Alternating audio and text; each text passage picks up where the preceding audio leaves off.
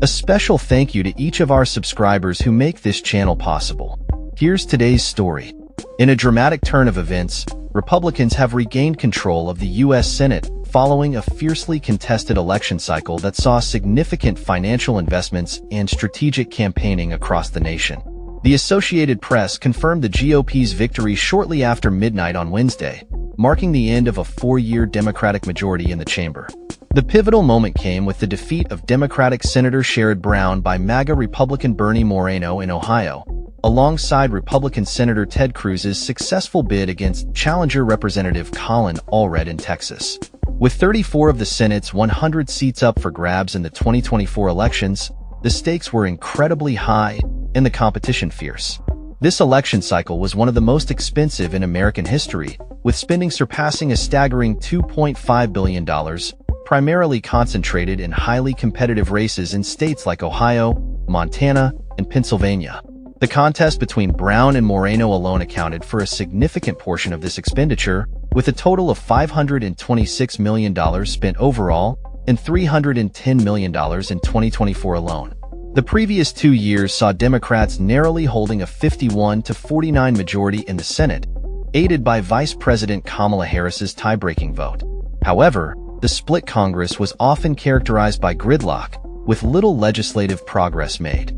The recent passing of Senator Dianne Feinstein, Democrat California, at the age of 90 further complicated the landscape, raising questions about the capacity of aging politicians to serve effectively. Meanwhile, the resignation of New Jersey Democratic Senator Bob Menendez following corruption charges added another layer of drama to the Senate's recent history. Following the election results, Republicans celebrated their victories in West Virginia and Ohio, as well as a narrow win in Nebraska, which solidified their majority. The GOP's success can be attributed to a favorable Senate map and the party's ability to capitalize on Democratic vulnerabilities in swing states.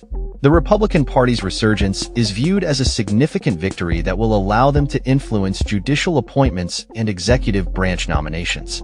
Should former President Donald Trump reclaim the White House, a Republican-controlled Senate would pave the way for him to make substantial changes to the judiciary, including the potential appointment of multiple Supreme Court justices.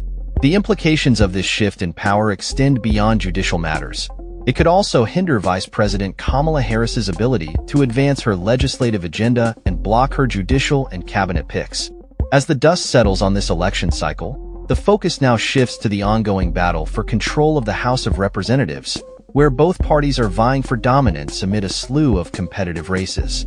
While Democrats managed to gain a couple of seats in New York, they faced the daunting task of defending incumbents and targeting Republican seats to regain control from the GOP, which currently holds a slim 4-seat majority.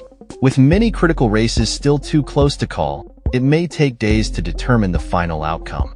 As the political landscape evolves, the American public remains watchful, aware that the future of the nation hangs in the balance.